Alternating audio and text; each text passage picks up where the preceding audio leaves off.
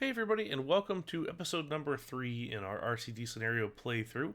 This is Leafy Lake, which requires us to have 600 guests by the end of October year 3, with a park rating of at least 600. This is one of my favorite scenarios from way back in the day. You've got the space around the lake, and then you've also got a pretty big expansion space over to the side as well. So it sort of encourages you to build in somewhat of a narrow space initially, unless you go out over the water, which I tend not to like to do. You know, realistically, it's fairly expensive to build in the water, so I don't typically go that direction. But there's a lot of space that you can work with. So, you know, initially I like to kind of cut off the pathway so we don't have guests wandering all over the place. But I want to cluster some flat rides here in the front of the park initially, and I do like hanging the carousel over the water, or at least, you know, some kind of all family type ride over the water. You know, it makes for a nice introductory kind of view as you come in. And we're going to build a little plaza here as well using a different path. I tend to like to call out my plazas with a slightly different pathway just because it helps to kind of differentiate the space a little bit and offer some variation. You know, very few theme parks have just a single path through the whole darn thing. So we're going to, you know, try and keep that at least somewhat distinctive as we go through. So we're going to do some fencing here, a little bit of topiaries, just something to kind of dress up the front of the space just a little bit, and scatter about some of our shops and stalls. We don't have food as of yet, just the ice cream or fruity ices, I guess it is, and then the drink stalls, but we'll get that a little later, which isn't necessarily a problem. So we've got our scrambler and we've got our carousel, but obviously a coaster is really where we need to get started with. So the first thing that I really want to do is build with this junior coaster, since it is relatively low cost and gives us something that we can do as sort of an introductory kind of guest getter to get started with. I'm basing this one off of a coaster called Okie Dokie, fun name, at Bobby Janland in Belgium. And really, in the manner of it has this kind of first drop that drops out over the water a little bit. In the meantime, we're also going to build a little bit of these other attractions. I want to throw a Ferris wheel in there just to keep our attendance coming in, just so we can keep the money going while we kind of screw around with this layout a little bit. But like I said, it's somewhat based on Okie Dokie, which is a Vekoma Junior coaster, custom layout, and has this kind of nice drop over the water, and kind of has some helixes and some other things. And on the whole, it's a bit of a larger junior coaster for the size that you typically see them. So as you can see, I have my first drop, and then we climb up. We have a little diagonal bit over the station, and I'm kind of working on that just to see what we can kind of fit into this space behind the station. And as it turns out, I can't fit a ton, but I can do this little turnaround helix here that ducks underneath of the other one, and then we can go back out over the water here. I said earlier that I don't like building out over the water, and I mean that sort of in like a wholesale, the entire ride is sticking out over the water, which is, you know, not something you typically see. But we're going to do this where we kind of duck it out over the water a little bit. And to be fair, in real life, this is a lot more expensive than it would be to just build on the land. But we're going to assume this park can make it work.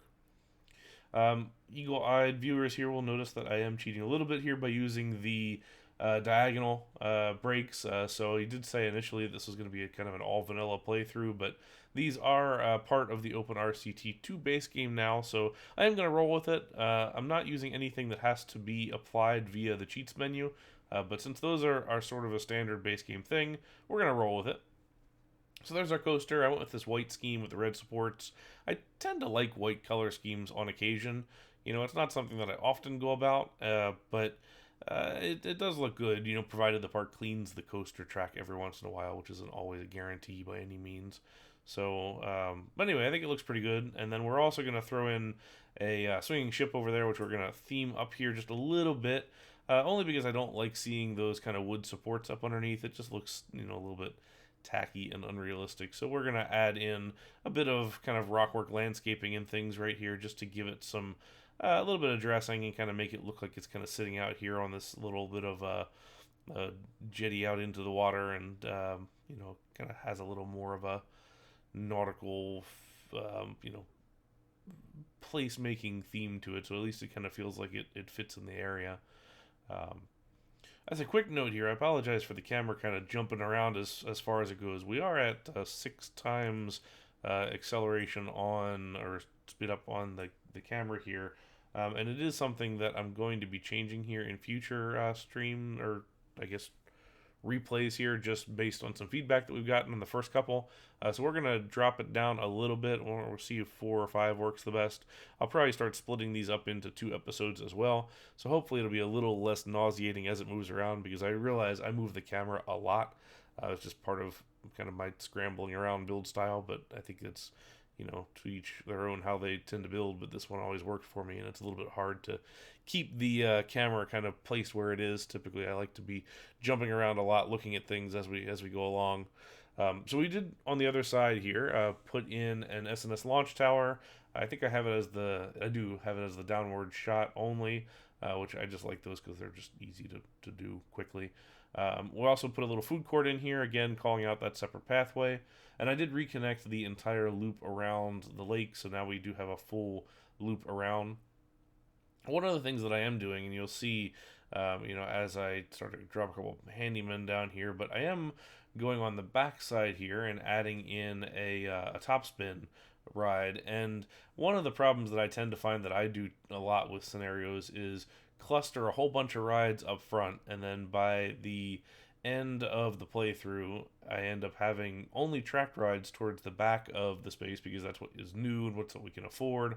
And it kind of looks a little silly because everything's just super dense up front, and then it gets a little less and less and less dense and busy as you go further back in the scenario. So I want to try and mix up around the lake where we're putting these flat rides, and this is a pretty big one as far as just intensity goes. You can see by the queue there, it's doing pretty well for us. We're also going to put a little water feature in front, just because I do like that with a lot of top spins that have some kind of a water element, whether you do get wet or you don't. Both varieties do exist in real life. But now we're going to jump around a little bit here and try and figure out what else we want to do.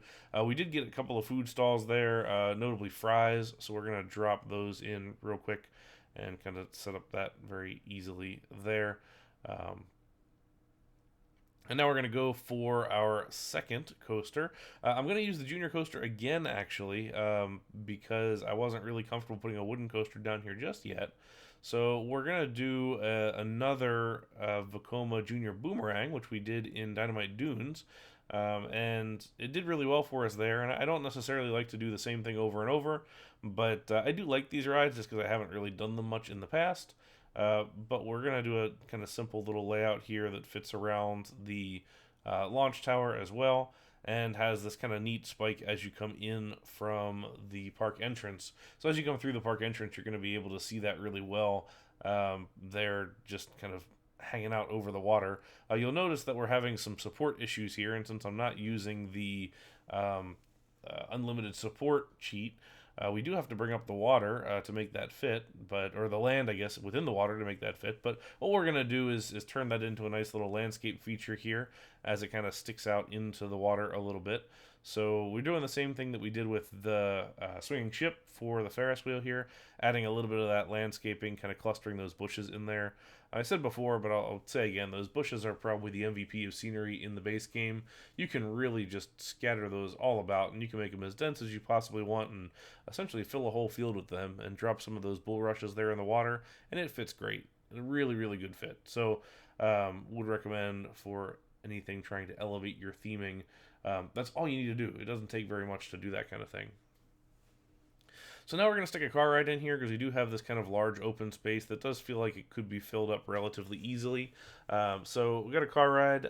My tendencies when I build a car ride is to do it flat, and I realize that that's really not the way to go about it. It's makes a lot more compelling of a ride if you have some elevation changes and things. So we are going to duck under and go over again right here. So we have this little tunnel going on, and I'm also going to throw in a little hump right here as well, which we're going to screen a little bit with some landscaping. Since we don't have any particular kind of themed set, we're just going to go with our standard landscaping options. So we're going to put some trees in here. We're going to throw in a couple of fences.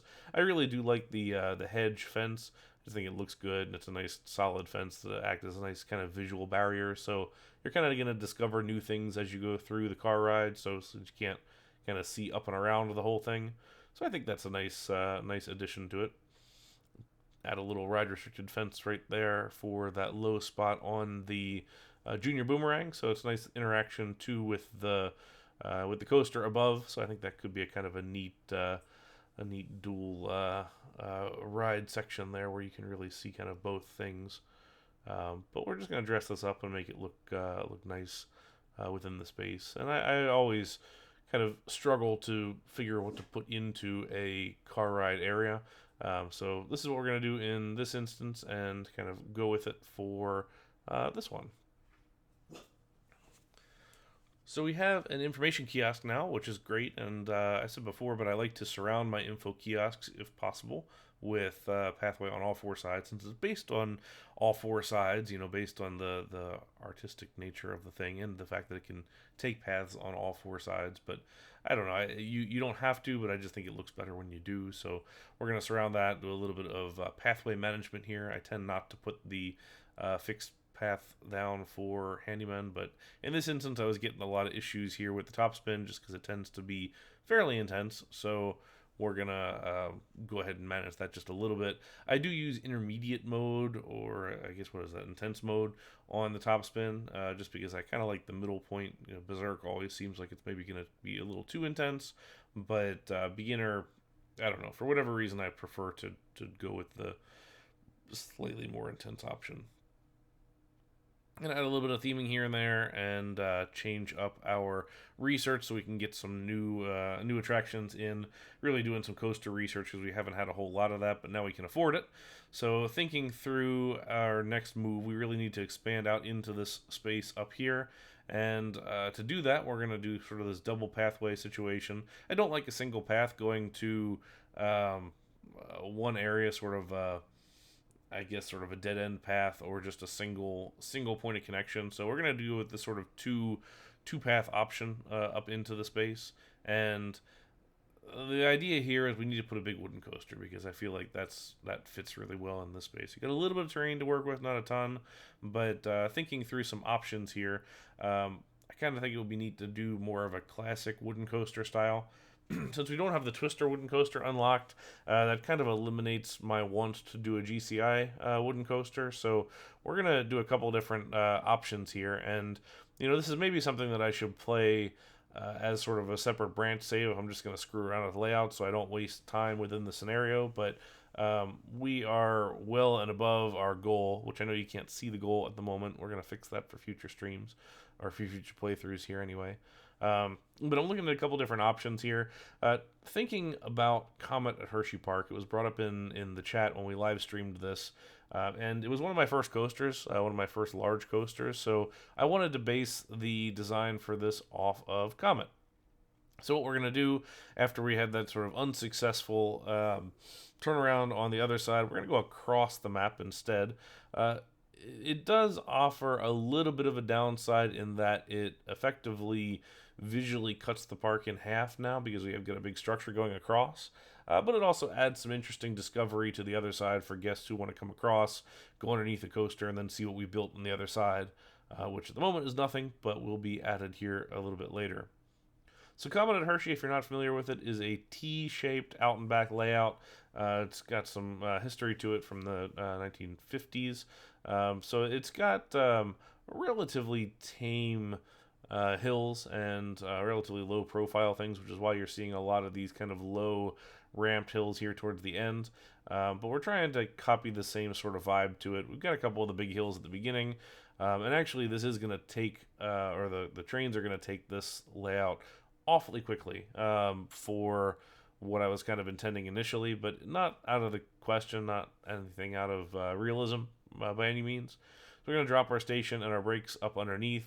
When possible, I really like to share an adjacent tile for wooden coasters, only because it helps to, from buildability constructability, that's what I wanted, standpoint from real life. So I like to add that little feature in there. And then you saw I also added some extra chain lift pieces on the hills. It's not that the coaster needs it doesn't need it at all, actually, and it kind of screws up our block sections also, and in some ways helps it, I guess, if you want to go kind of where you can get some early clearance to move along to the next section.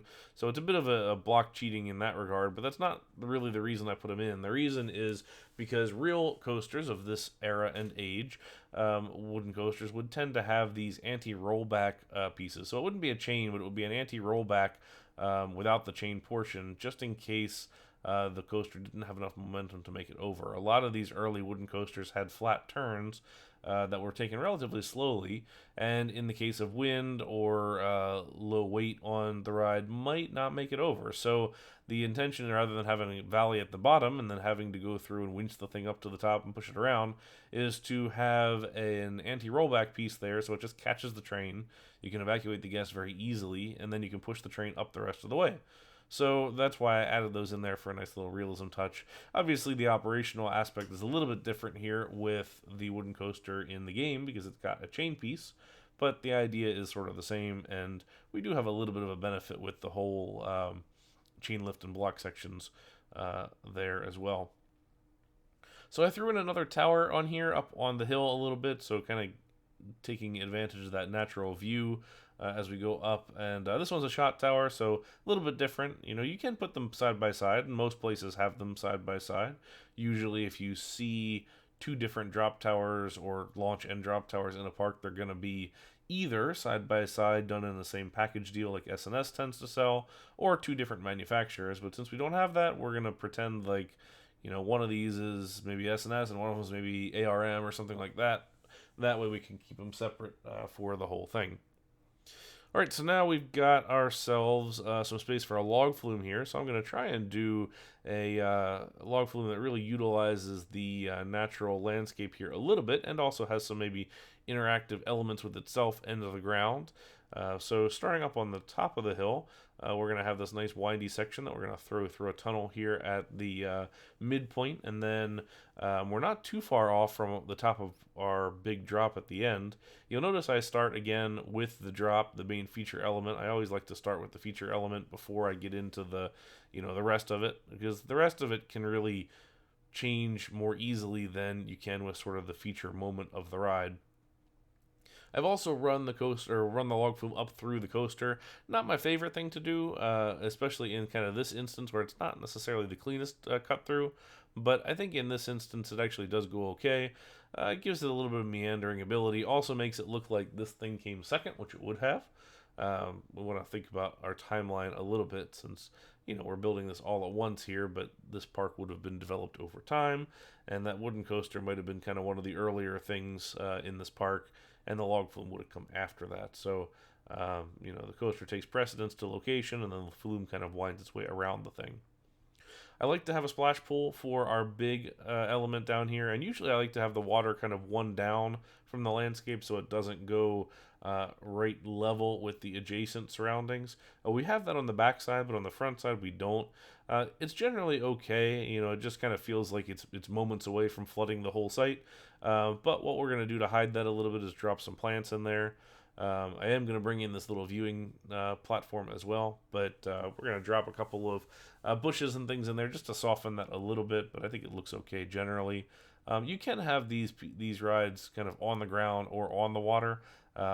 You know, it really depends on the manufacturer of the flume and the type, but you can kind of do either one as far as that goes. You notice I got a little meandering pathway here with some flowers on either side.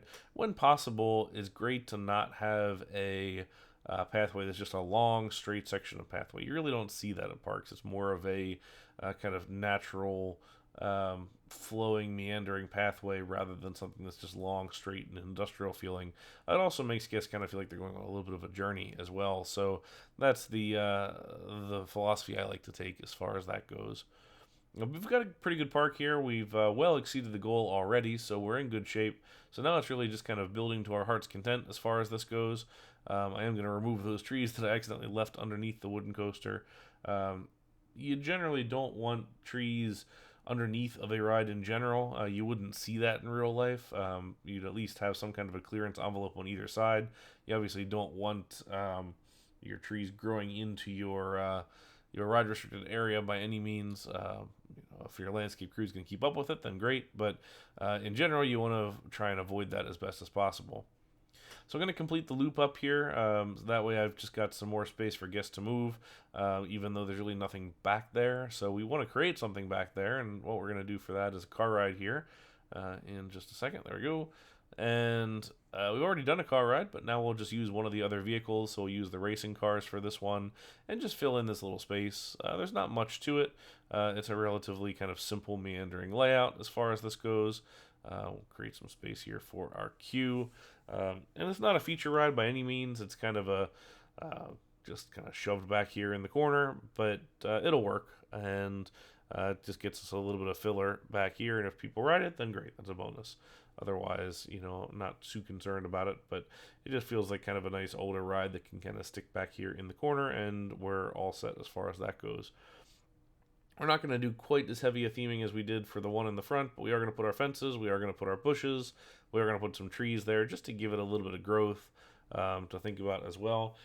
Something to consider as you're building parks is the density of the growth of landscaping. Older areas are going to have heavier growth items there, and in general you maybe want to have or think about having a larger density of trees in a place where we've got older stuff.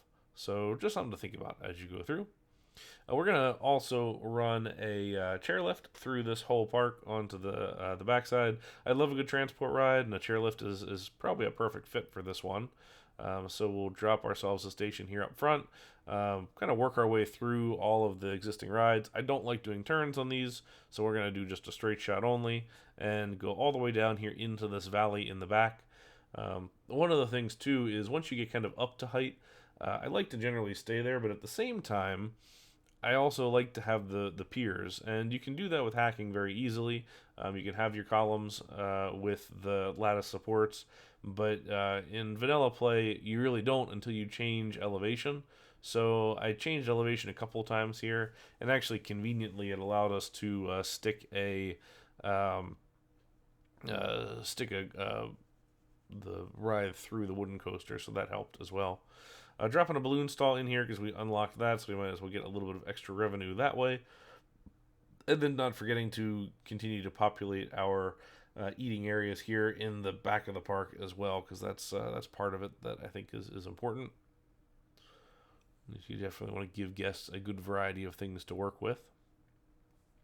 So now we've got a pretty big space here in the back of the park to work with, so not a ton of space left, but we can still purchase a fair amount of land if we really want to, but this is more than enough space to build a coaster. We've got a few different options, but I like the looping coaster. It feels kind of classic, and especially if our wooden coaster back here is kind of classic as well, maybe we go with the same thing.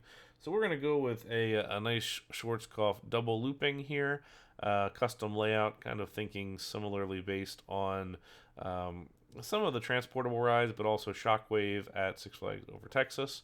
So we're going to have the kind of typical Schwarzkopf dip and climb turnaround like here, and then 2 loops back to back.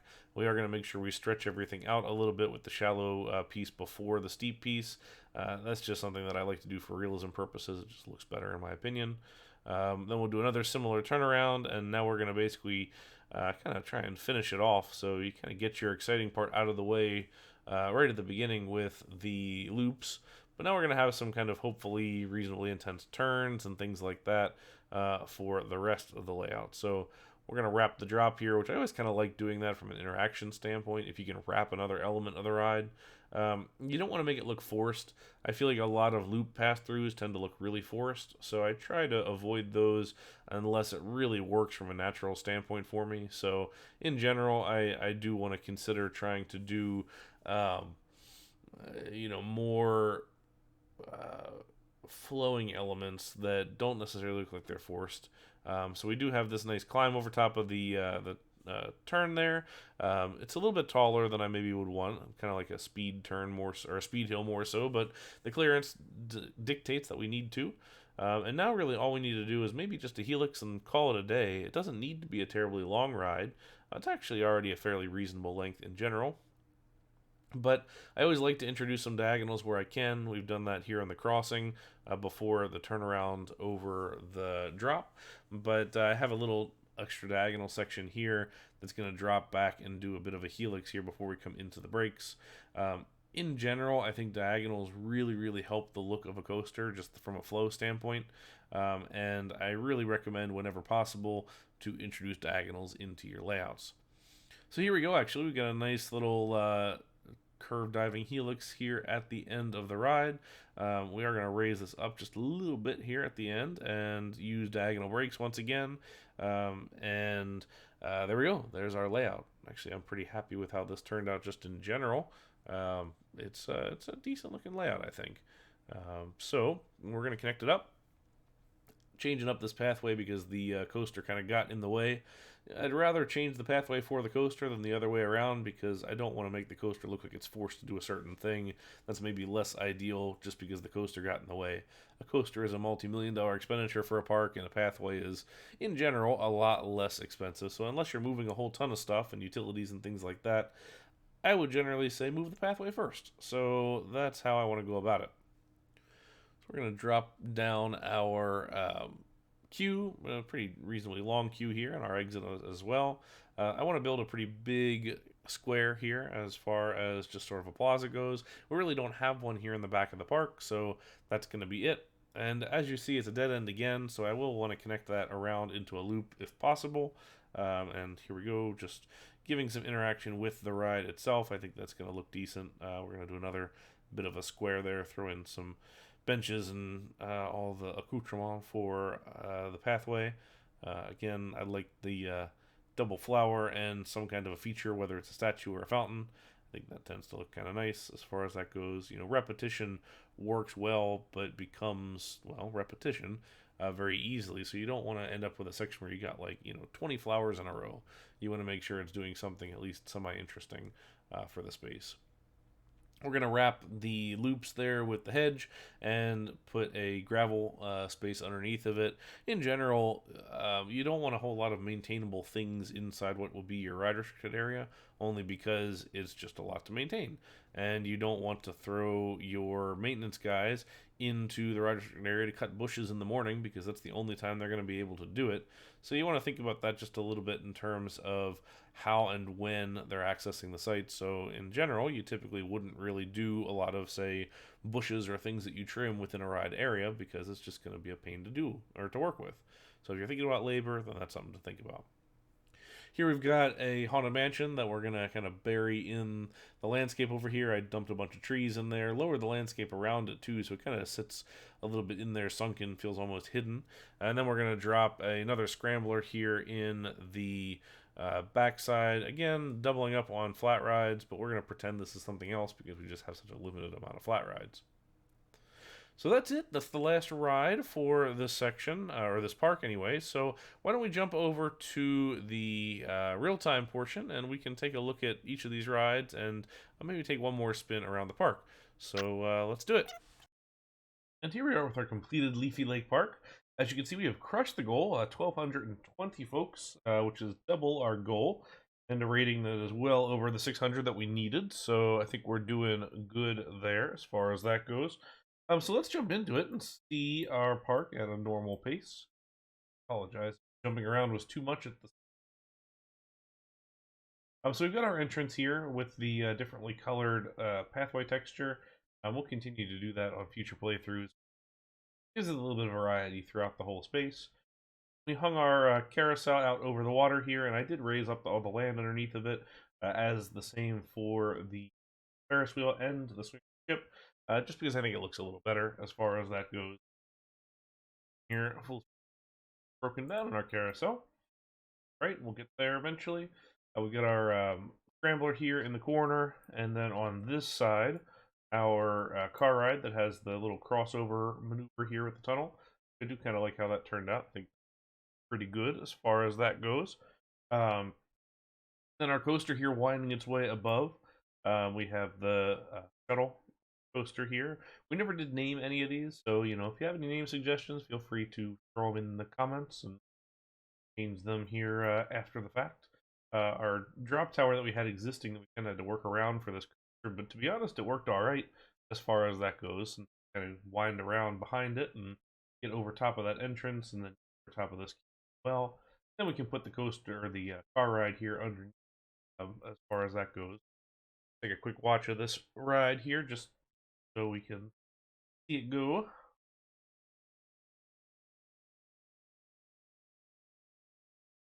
There we go. Through the station and up and over there. I don't want it to be very fast, and sure enough, it's not, but good family type ride. Sort of kind of close to the end, but that's not bad. Got a little bump there, should have some airtime in it. We're going to creep back to the station, far off as far as that goes, and then go back through and up the spike again, and then we'll come park it.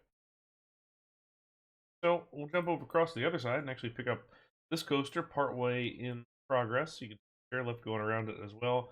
Gotta wait for the block brakes to clear here. I didn't really timings were correct on that, but that's okay.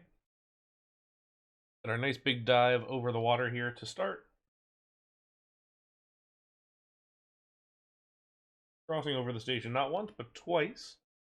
Should have an actual station building. That'd be kind of a pain to deal with there, but it could be a cool theming element. Nice diving helix around here over the water. Got some good interaction with the swinging ship. Then we'll have one more helix here that comes down into brakes. Go ahead and get rid of our weather here. Let's go sunny. In the back, we have not only the swan boats, but also our top spin that has the little water feature there, which I kind of like how that turned out. Our shot tower up on the precipice. I figured it would give a nice kind of view out from the whole thing. These guys are having a little bit of trouble there, it looks like. So, but probably okay. The log flume here built into the side of the mountain. I thought this worked really well with the tunnel, the crossing through the coaster over here, the way that this guy has a crossover of the drop and everything. So I'm pretty happy with the draw. I think it turned out all right as far as that's concerned. Pathway here and our little kiosk. So our wooden coaster is based off of Comet, like we said in time lapse at Hershey. It was one of my first coasters, and I wanted to have something similar to that vibe.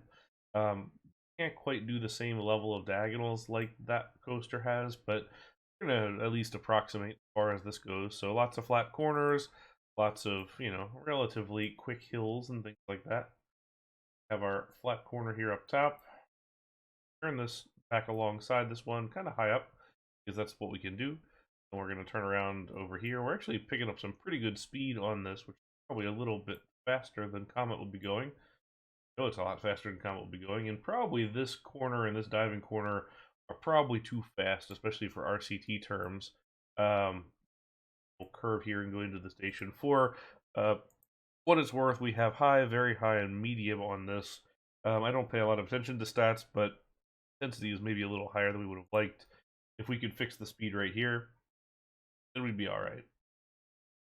And our other car ride over here, our Haunted Mansion buried inside the kind of corner here of the ride, or the coaster, and with the little bit different car path, just as part of a theme for it. And then we'll pick up our looping coaster right here. Again, stopped by block brakes, but clear here relatively quickly. Get rolling as far as this goes. So very kind of typical Schwarzkopf-esque. We're going to drop off that lift hill and come right back up. Just pause for a second there as we drop down into our two loops. And speed on the loops, which is kind of what I want to see. And then we have our little dip and climb right here. A little bit of pause over those hills, which is what I like to see. Diagonal bit here as we around the drop. Not a whole lot of airtime there, I don't think, but still is a good pace over the top. Our final climbing helix here that's going to dive down here and wrap up into brakes. Thankfully, we could buy this extra land here. We didn't need to buy a lot of land, but that helped us get a good kind of clean layout across the whole thing. A couple nice little pathway circles and things like that, and then our final ride on the backside here, and then here's our lands as well. So I think we filled out the park pretty well.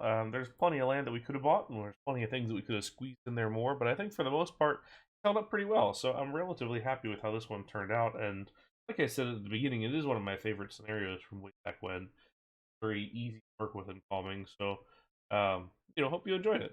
But That's it for this guy. For the next round for Diamond Heights, we're going to slow down the speed of the time lapse and probably split it up into a couple of parts here so it may be a little bit easier to view.